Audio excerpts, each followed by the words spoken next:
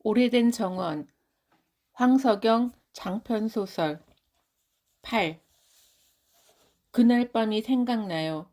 내가 당신과 입을 맞추었던 그 토요일, 그리고 일요일에 우리는 읍내에 나갔었지요. 몇 가지 살림을 사기로 했잖아요. 모자라는 식기와 냄비며 친구며 살 게 너무나 많았지요. 달인목에서 버스를 기다리다 누가 먼저랄 것도 없이 우리는 앞서거니 뒤서거니 하면서 먼지나는 한 길로 걸어갔지요. 도중에 반톤 트럭이 지나가다 우리를 태워주었지요. 멀리 읍내가 보일 때까지 우리는 노래를 불렀어요. 뱃사람의 이별이라는 러시아 민요였을 거예요. 내가 어렸을 적에 아버지에게 배웠다가 당신에게 가르쳐 주었지요. 당신이 먼저 불렀고 내가 따라 불렀습니다. 노래 부르자 즐거운 노래. 이른 아침 안개를 뚫고 내일은 항구 멀리 떠나갈 이 밤을 노래 부르자. 사랑하는 고향 내일 멀리 바다로 이른 아침에 뱃전을 보니 낯익은 푸른 손수건. 당신은 내가 없을 때 거의 보름 동안 갈매 밖으로 나가지 못했으니 무척 갑갑했을 거예요. 당신이 즐거워하는 모양을 보니 나는 더욱 안쓰러웠어요. 바람에 당신의 길게 자란 머리카락이 뒤로 넘어가서 너풀거렸죠. 읍내 어귀에 나중엔 보기 흉한 시멘트 벽에 똑같은 계란색 페인트를 칠한 농협 창고가 섰지만 당시에는 흙벽에 초가를 인 방앗간이 있었던 것 기억나요? 언제나 낯가리가 높직하게 쌓여 있었고 곡식 껍질이며 하옅은 먼지들이 주위에 날아다녔어요. 방앗간 뒤편에 갈대며 부드리며가 울창하게 자라고 그 너머는 산에서 흘러내려온 개천들이 모여서 머물다가 이웃 읍의 강으로 흘러드는 큰 웅덩이가 있었어요. 지금은 저수지가 되어버렸지만요. 읍내는 무신날이었지만 제법 사람들이 많았어요. 공일이니까 인근 면에서 나처럼 직장을 가진 이들이 볼일을 보러 나오고 또 교회도 다녀야 하니까 규모가 좀 큰 어느 군이나 다 그렇지만 공설시장이 있죠. 그 부근에는 5일장을 위해서 노점을 위한 공터나 기둥만 있는 간이점포를 마련해 두기도 하지요. 시골 시장이지만 있을 건 다 있어요. 천물점도 있고 온갖 부엌 물건을 파는 그릇점도 있고요. 포목점도 있고 문방구, 전파상, 잡화 만물점, 빵집, 떡집, 과자가게, 솜틀집, 이발소, 미장원, 영화관도, 목욕탕도 있고 뭐 다 있어요.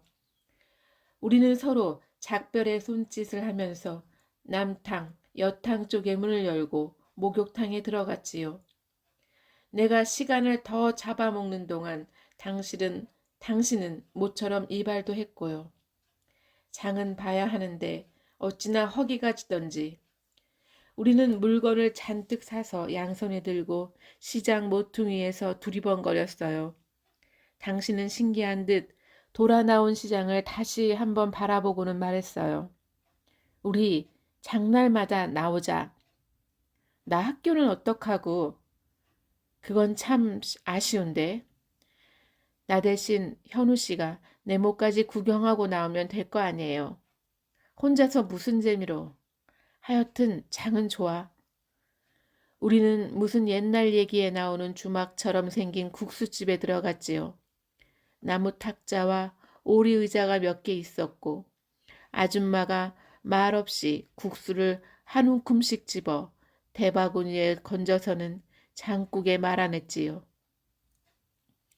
네모나게 썬 무와 어른 손가락만한 멸치를 푹 끓여서 국물 내고 나중에 호박 무침을 고명으로 얹고 파와 고춧가루를 뿌려주는 시골 새창 같은 국수 말이에요. 내 걸 더 덜어주었는데도 당신은 국물까지 싹 비웠죠. 어릴 때 엄마 따라서 시장에 가면 나는 가끔 도둑질을 했다. 당신이 그렇게 말을 했지만 나는 무슨 소린지 알아듣지 못했어요. 건어물전이나 과일전을 지나면서 멸치 몇 마리, 아니면 오징어포 몇 조가리, 포도알이나 딸기 두어 알을 슬쩍 집었지. 그게 얼마나 재밌는데. 그건 나도 했어. 우리는 읍내 마실을 다녀가는 사람들로 가득 찬 버스에 짐을 들고 타기도 못하고 남의 눈에 띄기도 꺼려져서 하는 수 없이 택시를 탔어요. 아, 차창으로 불어드는 바람 속에 막 싹이 터서 오르기 시작한 여린 봄풀들의 냄새가 풍겨왔지요. 사람의 마을에는 이런 싱그러운 생명의 짓거리와 바람이 어울려 춤을 추지요. 우리는 그때 모든 것이 다 잘 될 것만 같았어요. 집에 돌아와 살림을 정돈하며 당신은 아랫집에서 물을 길어오고 나는 그릇들을 씻었어요. 물지개가 없어서 그냥 양동이 2개를 들고 가서 2손에 들고 뒤뚱거리며 올라왔죠. 천천히 쉬어가며 올라오래도 당신의 걸음은 항상 급해서 물이 철철 넘치고 바짓가랑이가 다 젖잖아요. 당신도 참 맛있는 게 많은데 무슨 덴뿌라인지 어묵인지를 간간하게 볶는 걸 좋아했지요. 내가 집이 읍내 근처인 동료 여교사들에게서 밑반찬을 얻어오겠다고 했더니 당신이 그랬지요. 나는 정창민이 아닌 떠돌이라 그저 도시락 반찬 따위가 입에 맞아. 우리들의 그 초라하고 따뜻한 밥상이 생각나요. 아랫집에서 전기를 끌어와 형광등은 달지 못하고 60족짜리 전구를 소켓에 끼우고 불을 켜니까 우리 집은 당신 말 맞다나 에디슨 연구소처럼 밝아졌어요. 그래도 잘 때는 촛불이 좋더라. 촛불 끄는 당번을 정해야 해. 안 그럼 이 집 홀라당 탈 테니까. 나는 그러면서도 마지막에는 촛불을 다시 켰어요. 촛불을 켜면 우리는 세상으로부터 모든 연결이 끊어지고 산간벽지로 저만큼 물러났지요. 그날 나는 당신과 정말로 같이 잤지요. 처음처럼 다시 어색하게 따로 자리를 펴고 누웠다가 내가 먼저 돌아 누우면서 그랬던 거 생각나요? 이쪽으로 안 올래요? 잠이 안 와. 했더니 당신은 그래도 조금은 머뭇거려야지. 글쎄 불쑥 이불을 들치고는 내 자리로 들어와 나를 꼭 껴안았지요. 그 뒤로 아무 말도 없이, 그러나 거칠지는 않았어요. 당신의 입술은 좀 튼 것 같았어. 담배 냄새가 났지요. 이튿날 동이 훤해질 때까지 우리는 무슨 얘기가 그렇게 많았던지. 나는 가끔 불안했어요. 당신이 방문을 열고 베개에 턱을 받치고는 바깥 어둠 속을 멍하니 내다보며 어디론가 생각이 가 있을 때, 그때 당신은 위험에 빠진 동료들을 생각했나요? 아니면 임무 같은 걸요? 나 학생 때 사귀던 이가 있었어요. 같은 미술대 조속과 상급생이었어요. 언젠가 당신에게도 언뜻 얘기를 했던 듯 싶어요. 내가 그를 눈여겨보게 된 것은 어느 겨울이었죠. 그때 아버지가 병원에서도 손들고 퇴원해서 집으로 돌아와 나하고 정의의 간호를 받고 지낼 무렵이었는데 어떤 날은 아버지 옆에서 꼬부려 새우잠을 자는 날도 많았어요.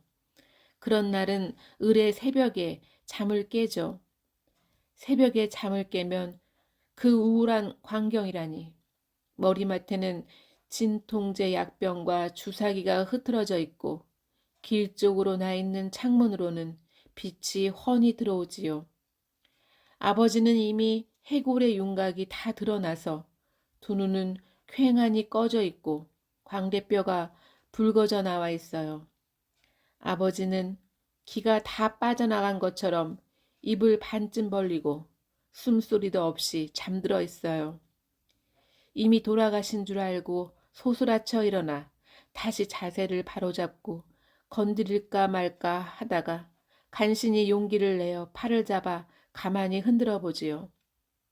그러면 가냘픈 한숨을 쉰다거나 움찔하거나 그러시거든요. 어쨌든 그날도 그런 날이었을 거예요. 아, 숨이 막혀 버럭 소리라도 지르며 뛰쳐나오지 않고는 견딜 수 없는 새벽에 나는 갈 데 없이 학교로 나오는 거예요. 학교에는 아무도 없어요. 나무도 앙상하고 건물의 유리창은 아직 시커멓게 죽어 있고 가로등이 뿌옇게 켜진 채지요. 복도와 계단에서는 내 발걸음 소리가 멀리까지 울려 퍼져요. 나는 실기실로 들어갔어요. 거기 가면 석유 난로도 있고 우리가 번갈아 갖다 놓은 커피나 녹차도 있거든요. 실기실로 들어가 불을 켜는데 얼마나 놀랐는지 이젤이 접힌 채로 벽걸이처럼 늘어섰고 주인의 손길을 기다리는 아직 미완성인 그림들이 널려있는 그 너머에 나는 처음엔 그게 2개의 책상을 붙인 줄도 모르고 교실 바닥이 솟아오른 줄로 알았어요. 그 위에서 뭔가 시커먼 짐승 비슷한 길쭉한 것이 꿈틀거리는 거예요.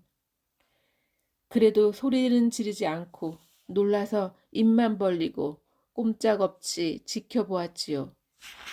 찌익 하는 소리가 나더니 자루 같은 데서 사람의 머리가 쑥 나왔어요. 어머나, 내가 소리를 지르자 그쪽도 놀랐는지 거의 함께 소리를 질렀죠. 자세히 보니 누군가 침낭 안에서 자고 있었던 거예요. 나는 그의 얼굴을 알아보았어요. 물론 보통 때에는 한 번도 서로가 말을 건넨 적은 없었지만 그는 나보다 2학년 위였는데 여름에 더러운 와이셔츠만 입고 다닌 것 외에는 거의 봄, 가을, 겨울은 검게 물들인 군 작업복 차림이었어요. 신발은 물론 코가 하얗게 까지도록 신은 군용 워커였죠. 굿모닝입니다. 아침 사주러 오셨나요? 나 참 기가 막혀서 완전히 복지원 수준이잖아. 혼잣말로 그렇게 중얼거릴 뻔했지요. 여기서 잔 거예요? 대충 그렇게 말대꾸를 해주었더니 넉살 좋게 대답해요. 여기가 요새 내 방입니다. 뭐 어디 출품하시나 보죠? 밤샘 작업하는 줄 알고 나는 그렇게 심드렁하게 말해주었어요. 갈 곳이 없어서 학생은 학교가 집이니까. 아마 하숙비가 떨어졌겠지요. 그의 검은 작업복에는 여기저기 군용 침낭에서 빚어나온 닭털이 허옇게 붙어 있어서 흙 묻은 옷보다 더 지저분해 보였어요. 이거 형 거예요? 하면서 나는 그의 발치에 던져져 있던 스케치북을 집어 들추어 보는데 다행히도 아무런 대꾸가 없겠죠. 나는 솔직히 그의 대생에서 충격을 받았어요. 우리는 그때 석고상이나 고작해야 학교에서 고용한 모델들을 그리고 있었는데 그는 전혀 엉뚱한 짓을 하고 있었으니까요. 지금 와서 생각해보면 너무나도 당연한 일이지만요. 그는 거리로 나간 거예요. 지금 막 짐을 지고 일어서는 지게꾼 아저씨를 그렸는데 그의 용을 쓰는 얼굴 표정과 주름살이며 지게 작대기를 2손에 불끈진 손과 솟아오른 핏줄이며 단단히 디딘 발과 장단지가 생생했어요. 아니면 서울역 근방인 듯한데 가방과 보따리를 들고 이고 나서는 모녀를 그렸고요. 벤치에서 자고 있는 사람은 신문지를 덮었는데 흘러내린 신문지 사이로 얼굴 반쯤이 나와 있고 깡마른 광대뼈가 보였어요. 그 뒤에 담배꽁초에 불을 붙이고 있는 남자가 보여요. 힘껏 빨아들이느라고 볼은 홀쭉한데 시선은 작은 성냥개비의 불꽃에 떨어지고 두 손은 동그랗게 움켜서 바람을 가리고 있어요. 대합실 의자에 앉아 아이에게 젖을 먹이고 있는 젊은 아낙네. 불황아인 듯한 두 소녀는 거의 외투처럼 보이는 어른의 상의를 걸치고 머리는 사방으로 뻗쳐 새둥지를 틀었는데 뭔가 조잘되며 즐겁게 군고구마 같은 걸 먹고 있고요. 어쨌든 나는 신선한 느낌으로 홀린 듯이 그의 소묘를 보았어요. 참 좋은데요? 나는 계속해서 그의 화첩을 들추면서 혼잣말로 말했어요. 그랬더니 그가 퉁명스럽게 되물었죠. 뭐가요? 어떻게 좋단 말이오? 살아있는 것 같아요. 그는 픽 하면서 웃었어요. 고작 그런 말밖에 할 수 없느냐고 냉소하는 것 같아서 나도 모르게 얼굴이 화끈 달아올랐어요. 그가 말하더군요. 현장이 무엇보다 중요하지. 나는 그때 겨우 2학년이었지만 이른바 미술대학의 실기라는 짓에 대해서 너무도 따분하고 지루하게 생각하고 있었거든요. 그렇죠. 도대체 생김새도 다르고 동시대 사람도 아닌 외국의 천년여 전 석고상이란 물체를 그대로 찍어내듯 그리는 게 무슨 실기가 되는지 그걸로 점수까지 매기다니 기가 막혀. 그러곤 기껏 살아있는 대상을 그린다는 게 누드예요. 생활이 없는 몸에서는 그야말로 물체와 다를 게 없잖아요. 그거 몇 번 하다가 대번에 물감으로 떡칠하고 작가 행세로 넘어가는 거예요. 나는 그의 눈이 만성 피로 환자처럼 충혈되어 있는데도 눈매는 강렬하다고 느꼈죠. 나 여기서 한 장 골라 가져도 된다면 아침으로 순댓국 살게요. 가지슈. 내가 고른 건 유쾌한 모습의 불황아 소매였지요. 젖먹이는 한학래도 좋지만 그 거지 아이들이 더 활기차고 생동감 있었거든요. 나는 그를 데리고 근처 시장 골목에 있는 순댓국집으로 갔어요. 그는 어슬렁어슬렁 뒤를 따라왔어요. 사실 나는 그 식당에 꼭 한번 가보았을 뿐이었는데 같은 과 친구들과 무슨 모임을 끝내고 나서 남학생들을 따라갔었지요. 그래서 남학생들이 순댓국과 소주를 매우 좋아한다는 걸 알았어요. 입구에는 찢어진 치마같이 너덜너덜한 헝겊이 늘어져 있고 거기에 순댓국, 머릿고기, 삼겹살, 왕대포 같은 글씨가 삐뚤빼뚤 씌어 있었죠. 안에는 더러운 나무 탁자와 기다란 널판자로 만든 간이의자, 그리고 즉석에서 삼겹살을 구워 먹을 수 있도록 드럼통을 엎어놓고 구멍을 뚫어 연탄을 피워놓은 식탁과 주위에 동그란 오리의자가 몇 개 있잖아요. 나는 먼저 순댓국 하나만 시켰어요. 왜 한 그릇만 시키는 거요? 그가 볼멘 소리로 묻더군요. 난 아침 먹고 왔어요. 그렇게 일찍? 물론이죠. 새벽에 일어났으니까. 그럼 안 되겠는데? 이건 뭐 개밥 주는 것도 아니고 나하고 소주 한 병만 대작해주는 조건이라면 밥을 먹겠어. 소주는 못해요. 저기 써 있는데 왕대포 한 잔씩? 나는 차림표가 붙은 뒤의 벽을 힐끗 돌아보았다. 좋아요. 그는 천천히 국밥을 먹기 시작했죠. 그러면서 정말 기적같이 큰 사발로 나온 막걸리를 술술 마셔버리는 거예요. 콧등과 이마에는 땀을 송송 달궈서. 옛날부터 술은 석잔이라고 했는데 이게 뭐요? 감질나게. 나는 백을 만지작거리며 말했죠. 좋아요. 단 스케치하러 가는데 날 데려간다면요. 그래서 우리는 왕대포 석 잔씩을 마시게 되었어요. 그는 서슴없이 요란하게 트림을 꺽 하더군요. 그는 조금 불쾌해졌지만 기분이 아주 느긋해진 듯 했어요. 나도 우리 아버지의 딸이라서 막걸리를 한 주전자쯤 마신 셈인데도 눈자이만 화끈거렸지 말짱했지요. 제법 센데? 그는 나를 돌아보며 한마디 하고는 내가 돈을 내는 것도 기다리지 않고 휙 나가버리더군요. 나도 계산을 하고 나서 바삐 뛰어나가니까 그맘때쯤에는 등교하는 학생들이 길을 꽉 메우고 있잖아요. 그의 뒤를 종종 걸음으로 쫓아가면서 속으로 이젠 쪽이 다 팔리겠구나 싶었죠. 그가 나를 어디로 데려갔겠어요.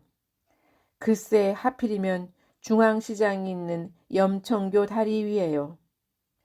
남대문 방향으로는 철공소와 철근 상점이 늘어섰고 다리 북쪽은 잡다한 시장이고요. 남쪽으로는 철길이 복잡하게 얽히고 증기기관차들이 오락가락하고 더러운 개천과 판잣집이 보이고 그때는 철로변에 웬 까마귀들이 그리 많았는지 주변에는 온통 그릴 것 투성이라서 무엇을 그려야 할지 모를 정도였어요. 그는 다리 난간에 걸터 앉아서 벌써 크로키를 석 장째나 하고 있었고 나는 다리 아래의 기관차들과 철길과 그 너머에 있는 판잣집의 지붕들을 그려넣는 중인데 그가 와서 넘겨다 보았어요. 살아있는 것들을 그려야 순발력이 생겨요. 나는 그의 화첩에서 방금 잡아 올린 인물들의 생생한 자세를 보면서 난간에서 돌아섰어요. 그리고 길을 건너 중앙시장 안으로 들어갔지요. 리어커에서 과일 상자를 내리고 있는 두 남자를 발견하고 그리기 시작했어요. 그런데 바삐 움직이는 사람들이라 동작이 순식간에 바뀌고 마는 거예요. 그래도 처음 잡은 구도대로 선을 그어 나갔죠. 그러곤 돌아서서 이번에는 동작이 크지 않은 풀빵장수 아줌마를 그렸어요. 표정은 같은데 두 손의 눌림이 빠르게 변했어요. 아무래도 그게 안 돼서 두 손목 부위만을 여러 번 그렸죠. 그런 식으로 나는 시장 안에서만 20점을 그렸고요. 다시 큰 길로 나와 노점 상들이며 지나가는 사람들과 군상들을 빠르게 소묘해 나갔어요. 그는 어디로 갔는지 보이지 않더군요. 나는 좋기 30분쯤을 염총교 다리 위에서 기다렸는데 그가 낡은 군화를 터덜거리며 나타났죠.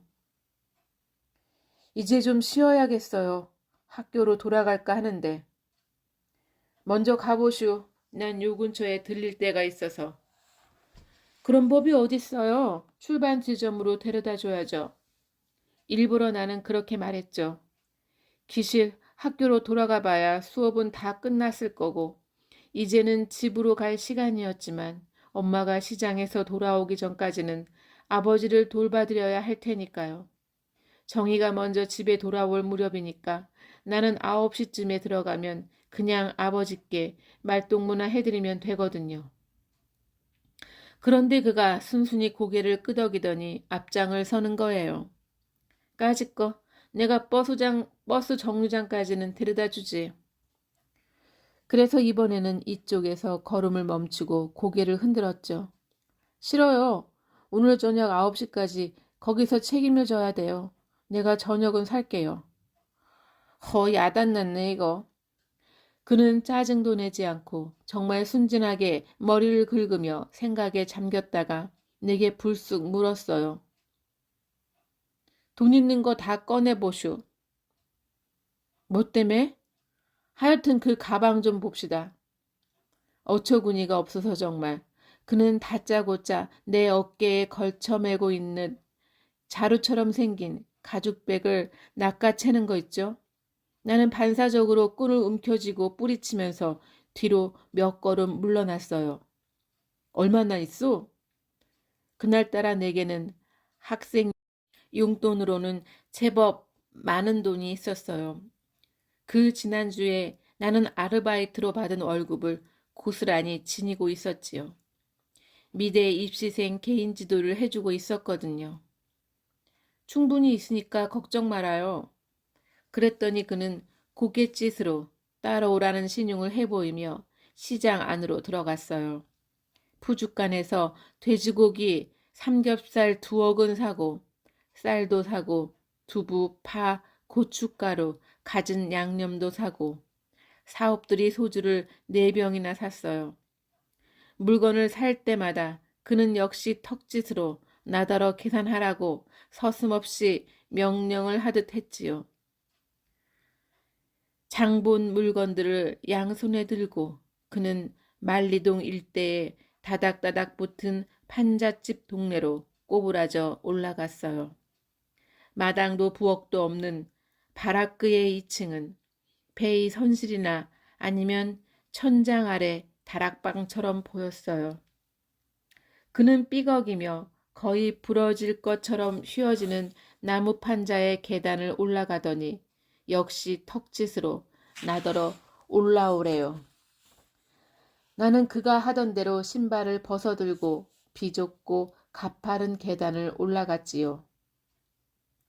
방 안은 놀랍도록 지저분하고 퀴퀴한 냄새가 났어요. 판자로 만든 문을 열어두었는데 사방 두어뼘되어 보이는 곳에 신발이 놓여 있었고 내가 제일 처음에 본 건 바로 문 앞에 놓인 푸른색 사기 요강이었어요. 요강 뚜껑은 어디로 가버렸는지 신문지로 덮어놓았더군요. 거기서 악취가 풍겨올랐죠. 오른편에 창문이 있고 그 아래 찬장과 석유 골로가 놓여 있었고요. 물이 반쯤 담긴 양동이가 있었어요. 방의 안쪽에 더러운 이불을 펴고 머리가 부스스한 반백의 남자가 벽에 비스듬히 기대어 앉아 있었어요. 한 7살쯤 되어 보이는 사내아이가 방금 그에게서 건네받은 게 틀림없을 샌베이 과자를 와자와자 깨물어 먹고 있었지요. 그는 무슨 제사라도 지낸 모습으로 얌전하게 무릎 꿇고 앉아서 고개를 숙인 채 침통한 표정이었고요. 내가 난처한 표정으로 방 안을 두리번거리며 앉지도 서지도 못하고 엉거주춤하고 있는데 그가 내 옷자락을 당기며 당당하게 말하는 거예요. 이리 좀 앉아. 나는 얼결에 그의 뻔뻔함에 기가 죽어서 스르르 무릎을 꿇고 앉아버렸어요. 인사드려. 나는 이번에도 홀린 듯이 그의 명령에 따라 앉은 채로 머리에서부터 허리까지 깊숙이 숙이면서 인사를 했는데 귓전에 그의 목소리가 들리더군요. 아버지, 저와 결혼할 사람입니다. 나는 머리를 숙이고 아직 쳐들지도 않았는데 그의 엄청난 말을 듣고는 도저히 고개를 들 수가 없어졌어요. 반백의 남자는 비스듬히 기댔던 자세에서 조금 똑바로 고쳐 앉으며 쉰 목소리로 중얼거렸어요. 참 고마운 일이다. 네가 학교도 다니고 이런 시학씨도 만나게 되다니. 나는 얼굴이 화끈거리고 부하가 치밀어 올랐지만 입 밖에 내어 뭐라고는 못하고 곁에 앉은 그의 옆구리를 호되게 꼬집었죠. 그는 신음소리 한 번 내기는커녕 흥하면서 큰 기침만 하는 거예요. 반백이 묻더군요. 시골 너희 엄마는 별일 없느냐? 네, 다들 잘 지냅니다. 아버지 허리는 어떠세요? 글쎄, 2달이 다 되어가는데 영 낫지를 않는구나. 아주머니는 안 들어오세요? 반백은 그의 말에 대답은 않고 과자를 깨물고 앉은 아이를 눈짓했어요. 내가 몸이 성해야 저것을 어디 맡길 텐데. 아, 내가 어쩌다 이런 고랑창에 빠져버렸던고. 나는 우리 집 어둠의 한 열매는 되는 짙은 동굴 속에서라도 들어선 느낌이었어요. 그런데 갈수록 태산이라고. 그가 뭘 했는지 알아요? 기가 막혀서. 이 사람이 아버지 저녁 지어드린다고 이렇게 장을 보아왔습니다. 하고는 벌떡 일어서서 내게 이러는 거예요. 내가 공중수도에 가서 물을 길어올 테니까 당신은 우선 밥부터 안 쳐. 나는 차마 자리를 박차고 일어서지 못하고 아무 말 없이 냄비에 봉지쌀을 털어놓고 물을 부어 쌀을 씻고 울버릴 곳을 몰라 두리번거렸더니 그의 아버지가 누워서 그러는 거예요. 아가야, 물은 창 너머 지붕으로 버리면 되는 기라. 나는 간신히 쌀을 씻어 석유 골로 위에 얹었는데 그름은 또 어찌나 심하던지. 그래도 다행히 형광등은 켜지더군요. 그가 물을 길어 오고 손바닥만한 도마와 녹이 잔뜩 쓴 식칼을 들고 고기를 썬다, 파를 썬다, 마늘을 다진다, 두부를 썬다 하더니 찌개감을 준비했지요. 비닐봉지에 넣은 김치도 썰고 우선 소주병을 따서 알루미늄 그릇에 한 잔을 따랐어요. 그는 아버지 머리맡에 병마개를 딴 소주를 놓고 술 한 잔을 올리더군요. 아버지, 한 잔 드세요. 나는 깜짝 놀랐어요. 조금 전까지만 해도 빈자루처럼 구겨져 있던 사람이 거의 반사적으로 벌떡 일어나 앉더니 술잔을 가로채다가 단숨에 입속으로 털어 넣었으니까요. 캬 하고 나서 그의 아버지는 술병을 잡더니 병채로 나발을 불었어요. 거의 반병 정도를 넘기고 나서야 그는 입가를 씻으며 병을 내려놓았습니다. 나는 눈물이 핑 돌았지요. 내 아버지는 그 정도는 아니었고 더 깔끔했지만 삶이 황폐한 몰골은 거의 비슷했으니까요. 그리고 우리 아버지는 조금씩 죽어가고 있잖아요. 선배는 자기 아버지의 그러는 양을 물끄러미 바라보기만 했어요. 그의 아버지는 어느 틈에 사업들이 한 병을 다 마셔버리고 입맛을 다시며 말했어요. 예, 거기 찬장에서 소금 종지를 좀 꺼내다고. 그는 말없이 소금 종지를 꺼내어 아버지에게 내밀더군요. 그의 아버지는 소금을 엄지, 검지로 살짝 집어다 벌린 입속으로 흩뿌리듯이 탁 털어 넣었어요.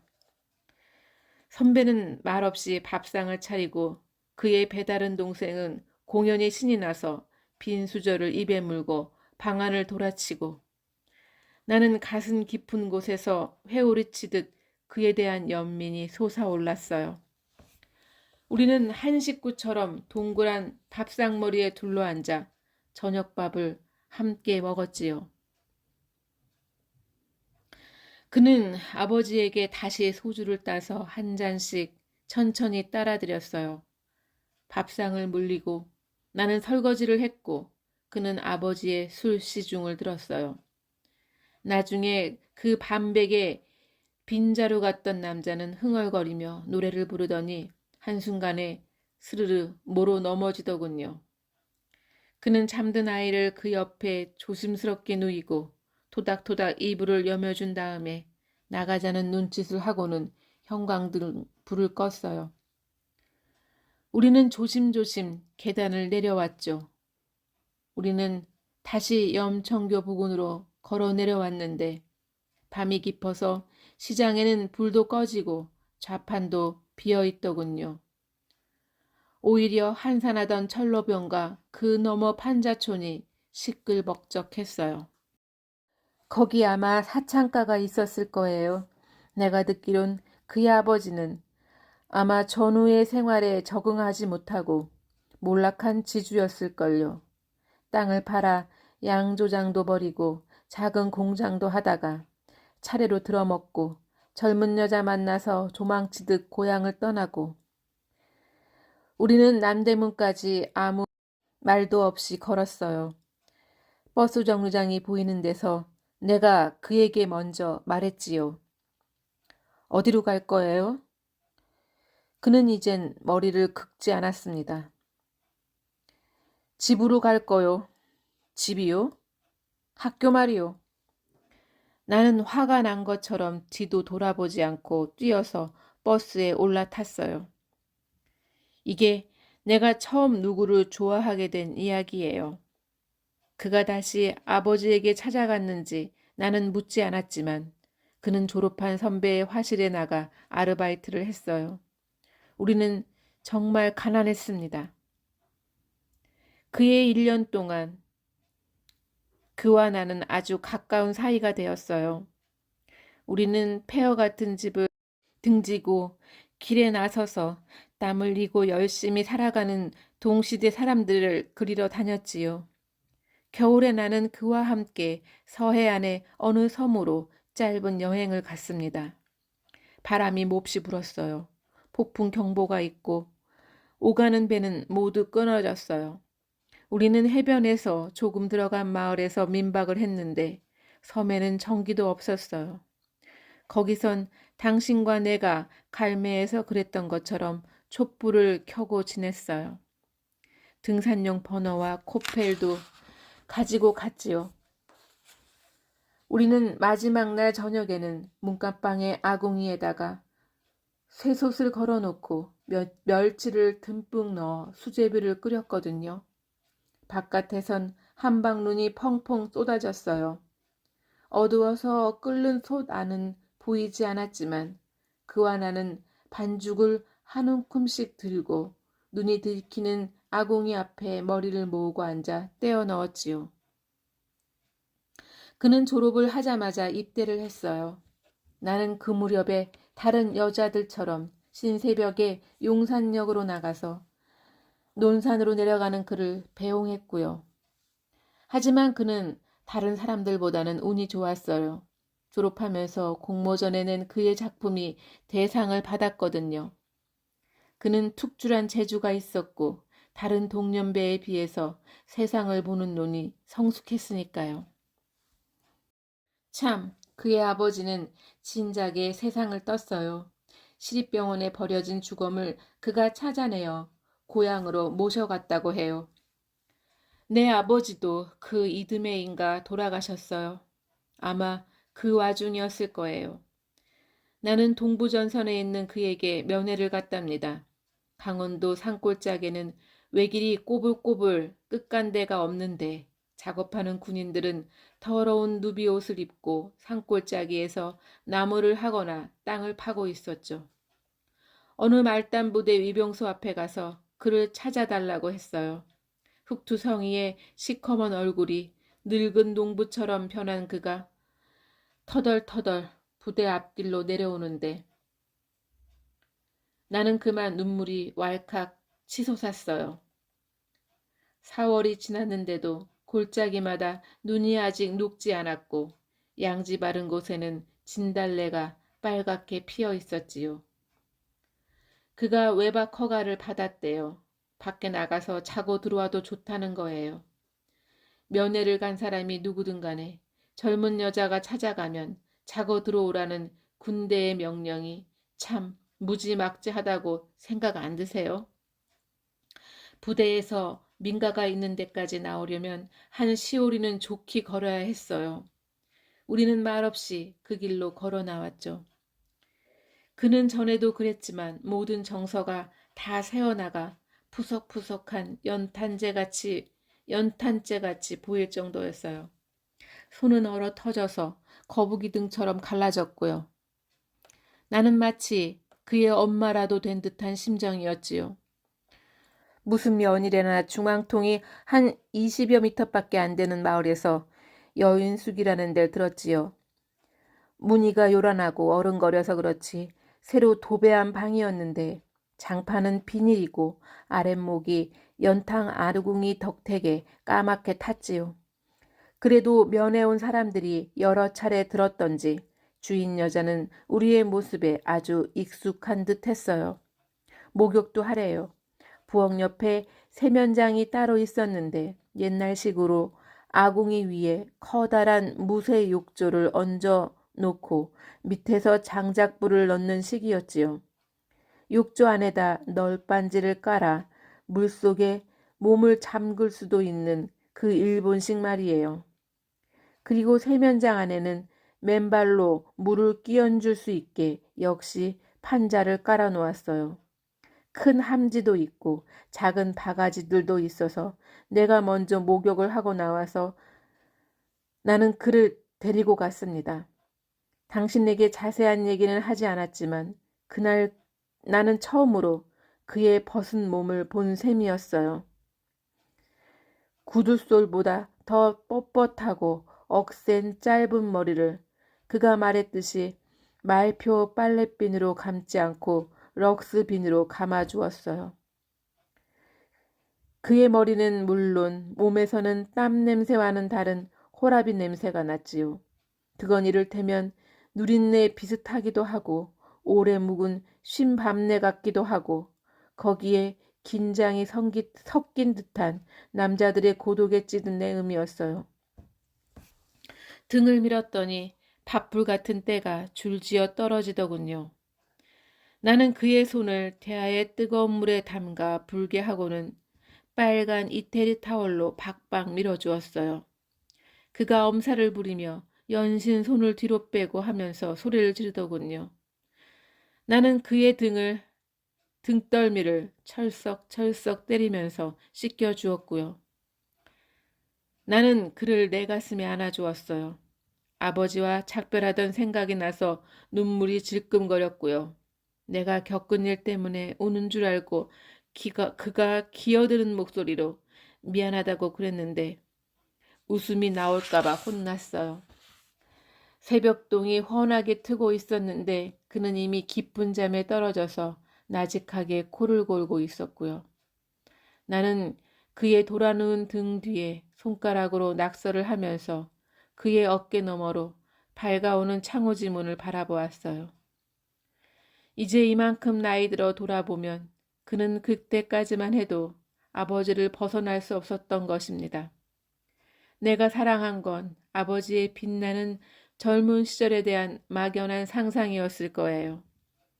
내게는 그의 어두운 젊음이 낯설지 않았고 그냥 그를 어루만져서 내 속을 달래려고 한 것은 아닐까.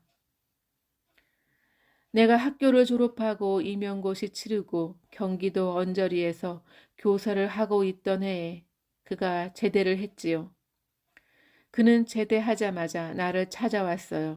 그로서는 당연했겠지요. 나와 결혼하길 원했거든요. 나는요, 정말이지 그냥 그랬어요. 그는 내가 예상했던 대로 공모전에서 곧 두각을 나타내기 시작했어요. 선배들의 경향이나 작단 분위기도 대본에 파악을 했어요. 그는 최고의 대상을 1년 반 동안에 3번이나 휩쓸었지요.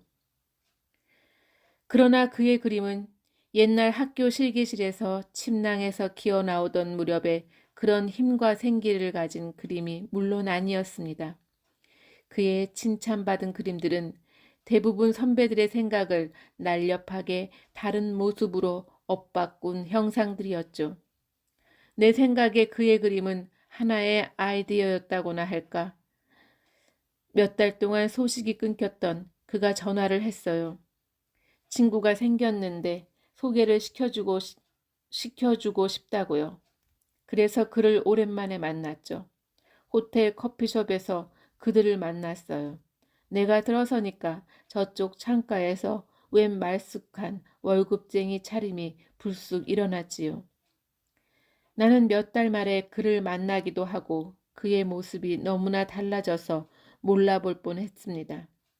그의 덥수룩하던 머리는 말쑥하고 단정하게 다듬어져 있고 기름도 적당히 발라 윤이 났지요. 물론 수염은 자취도 없이 사라지고 더블 버튼의 신사복에 넥타이를 꼭 조여맸고요. 오랜만이야 하고 그는 묵직하게 말했어요. 나는 그의 위아래를 찬찬히 훑어보다가 웃음을 참지 못했죠. 형, 사장 같다. 사장 같아.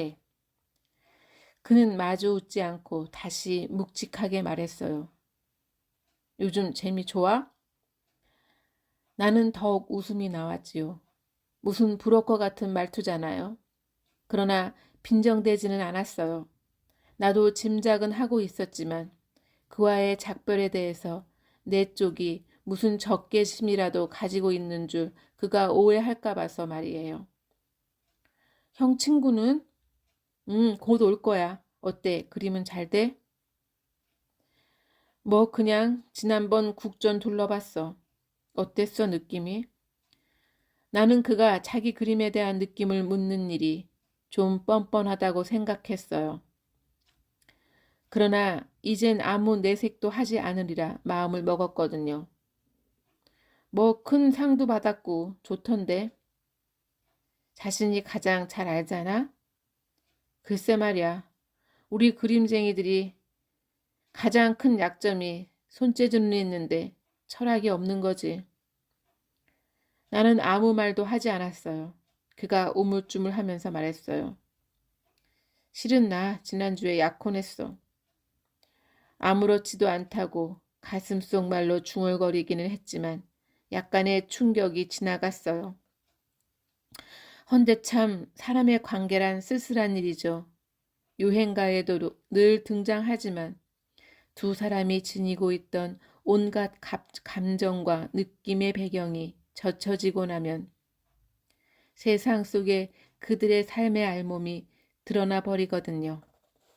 종이 인형에 갈아입힐 의상을 제 맘대로 색칠하고 디자인하고 가위로 오려내어 상자 안에 차곡차곡 쟁여두고는 하지요. 얼굴과 몸집만을 내어놓고 그것들을 차례로 입혀보고 다시 벗기고 그리고 시간이 지난 오랜 뒤에 그 상자를 열어보면 예전에 그린 색깔과 디자인은 초라하게 변해 있죠. 잘 됐네요. 정말 축하해요. 나는 그렇게 말하면서 그의 닭털 침낭은 전혀 떠오르지 않았습니다. 그의 갈라터진 손등의 핏자국도. 그는 이제 막 보상받기 시작하고 있었거든요. 다음 달에 같이 유학 갈 거야. 그는 자기 약혼녀에 관해서 성의를 가지고 설명을 했어요. 뭐 빤하잖아요.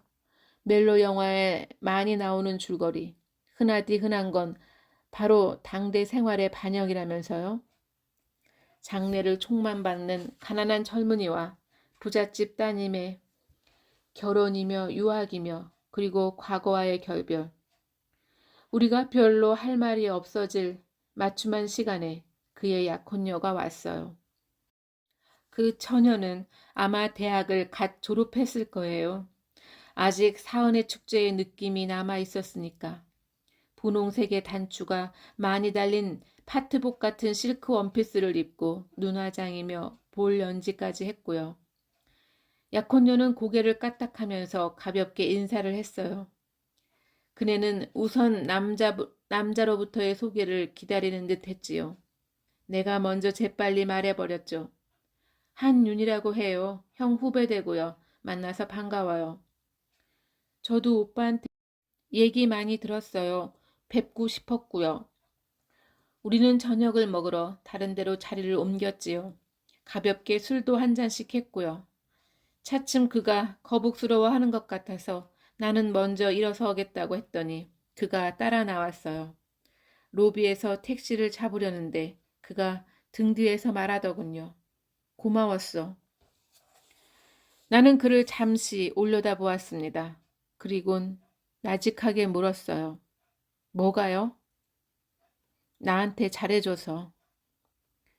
나는 정말 진지하게 말했어요. 형, 씩씩하게 잘 살아.